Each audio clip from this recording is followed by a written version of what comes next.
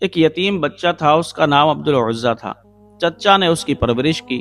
جب وہ جوان ہو گیا، اس کے اندر دانائی اور عقل مندی آ گئی، تو چچا نے اس کی دانائی اور عقل مندی کو دیکھتے ہوئے اس کو بہت سارے اونٹ، بکریاں اور غلام دیے۔ وہ نوجوان اونٹوں کا اور بکریوں کا کاروبار کرنے لگا۔ اللہ پاک نے اس کے کاروبار میں خوب برکت دی، اس کے پاس خوب مال جمع ہو گیا۔ انہی دنوں میں پیارے آقا علیہ الصلوۃ والسلام نے دین کی دعوت دینا شروع کی۔ عبدالعزیٰ نے جب دین کی باتوں کو سنا، اس کے دل کے اندر اسلام کی محبت پیدا ہو گئی، لیکن وہ اپنے چچا سے اس قدر خوف زدہ تھا کہ اپنے اسلام کا اظہار نہ کر سکا، اور وہ کہنے لگا کہ جب میرے چچا اسلام سے متاثر ہو کر دین محمدی کو قبول کر لیں گے تو میں بھی اپنے اسلام کا اظہار کر دوں گا۔ لیکن یہ اس کا خیال ہی رہا۔ پیارے آقا علیہ الصلوۃ والسلام فتح مکہ سے واپس جب مدینے کی طرف گئے تو عبدالعزیٰ اپنے چچا کے پاس آیا اور کہنے لگا، اے چچا جان، میں تو یہ سوچ رہا تھا کہ آپ اسلام سے متاثر ہو کر آپ کے دل کے اندر اسلام کی محبت پیدا ہو جائے گی، آپ بھی ایمان قبول کر لیں گے، لیکن آپ تو جیسے پہلے بت پرست تھے اب بھی ایسے ہی بت پرست ہیں۔ تو اے چچا جان، اب میں اپنی عمر کو ضائع نہیں کر سکتا، میں دین محمدی کو قبول کرنے لگا ہوں۔ چچا نے کہا کہ بھتیجے، اگر تو نے دین محمدی کو قبول کیا تو میں تمام مال و زر تجھ سے چھین لوں گا، حتیٰ کہ تیرے جسم پر جو لباس ہے وہ بھی اتار لوں گا۔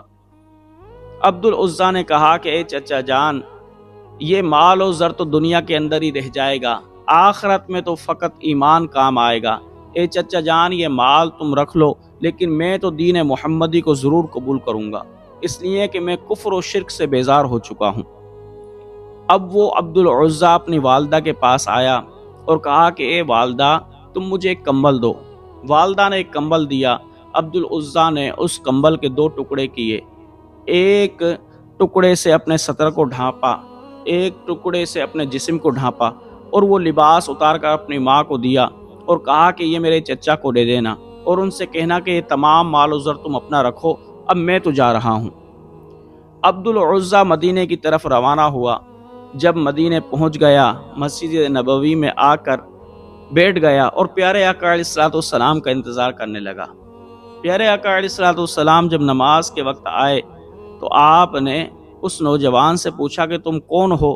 وہ نوجوان کہنے لگا کہ میں عبدالعزیٰ ہوں، لیکن میں مسافر ہوں، عاشق ہوں، اور آپ سے متاثر ہو کر میں نے اسلام قبول کر لیا تھا، لیکن میں چچا کے خوف کی وجہ سے ظاہر نہیں کر رہا تھا، لیکن اب میں چچا سے بھی خوف نہیں رکھتا کیونکہ میری عمر لگتا ہے کم رہ گئی ہے۔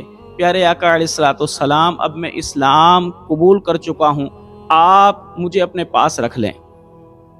پیارے آقا نے کہا کہ پھر تمہارا نام اب عبدالعزیٰ نہیں ہوگا، تمہارا نام عبداللہ ہوگا۔ اے عبداللہ، تم اب ہمارے قریب ہی رہو اور مسجد کے اندر ہی رہو۔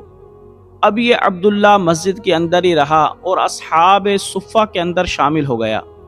پیارے آقا علیہ الصلوۃ والسلام سے قرآن پڑھتا اور قرآن پڑھنے کے بعد پھر سارا دن اکیلے میں خود ہی قرآن پڑھتا رہتا اور وجد کرتا رہتا، عجیب ذوق و شوق کے ساتھ قرآن پڑھتا رہتا۔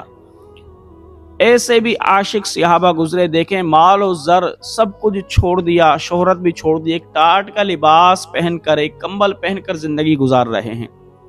اسلام کی محبت تو دیکھیں، اسلام کی حقانیت تو دیکھیں کہ مال و زر کو بھی چھوڑ دیا، ماں کو بھی چھوڑ دیا، چچا کو بھی چھوڑ دیا، اپنے رشتہ داروں کو بھی چھوڑ دیا، اسلام کی محبت میں آ کر پیارے آقا علیہ الصلوۃ والسلام کے قدموں میں بیٹھ گئے۔ اللہ اکبر۔ حضرت عمر رضی اللہ تعالی عنہ ایک مرتبہ نماز پڑھنے کے لیے آئے تو دیکھا کہ کچھ لوگ نماز پڑھ رہے ہیں، لیکن پیچھے ایک بیٹھا ہوا شخص وہ بلند آواز سے اللہ کا ذکر کر رہا ہے۔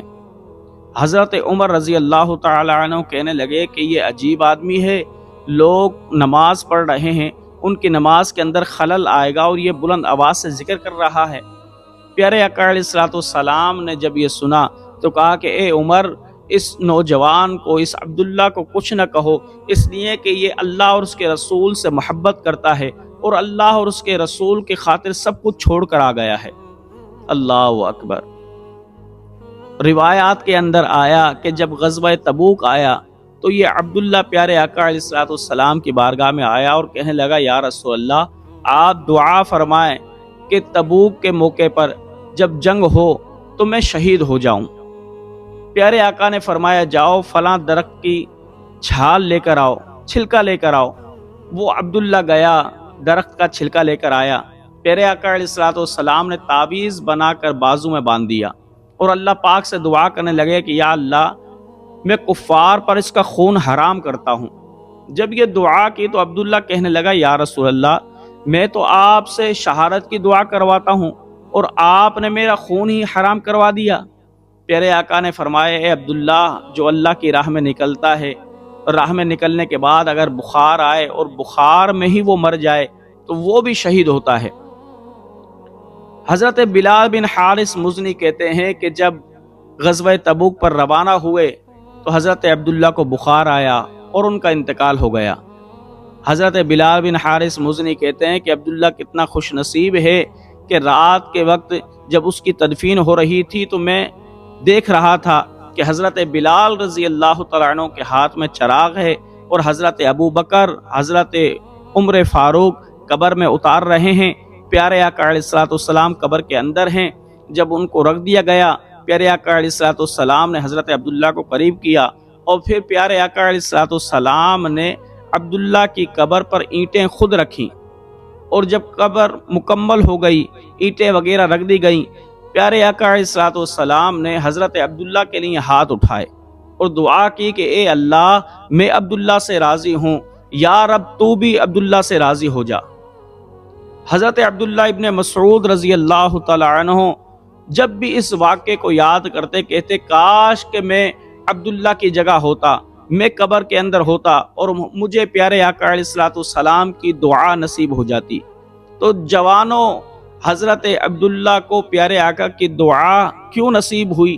اس لیے کہ عبداللہ نے سب سے مقدم پیارے آقا علیہ الصلوۃ والسلام کی محبت کو رکھا، سب سے مقدم اسلام کو رکھا، سب سے مقدم اللہ کی اطاعت کو رکھا۔ تو اللہ رب ذوالجلال نے جب اس کا شوق اور ذوق دیکھا تو مالک کائنات نے پھر اس کو کیا انعام دیا کہ تمام نبیوں کے تاجدار نے اس عبداللہ کے لیے دعا مانگی۔ تو پیارے آقا علیہ الصلوۃ والسلام کی بارگاہ میں، اللہ رب ذوالجلال کی بارگاہ میں انسان کا اخلاص دیکھا جاتا ہے کہ وہ اسلام سے کتنا سچا ہے۔